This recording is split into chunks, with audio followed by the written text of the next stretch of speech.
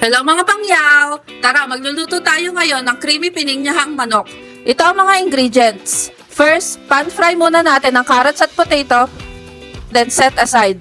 Sa same pan, saute natin ang onion, then garlic, next ay ang ating chicken. Lagyan na din ng powder pepper at MSG. Halu-haluin lang, then lagyan ng pineapple juice, pagkatapos lagyan na din ng chicken cubes at saka water. At isunod na ang fried potato at carrots. Takpan at simmer for 45 minutes or hanggang sa maluto ang chicken. Kapag luto na ang chicken, ilagay na natin ang nagpapasarap ng aking recipe, ang Marie Evaporada, the creamiest, dreamiest, and most affordable evaporated milk in the market. Perfect ito for home cooking or kahit sa negosyo. Inilagay ko na din ang pineapple chunks at patis para sa pampalasa. Kapag okay na ang lasa, ilagay na ang red at green bell pepper. Takpan at pakuluan for another 1 minute. Ito na ang aking creamy pininyahang manok. Available ang Marie Evaporada in all Pure Gold supermarkets near you. Kaya mga pangyaw, mag-buy ka na rin!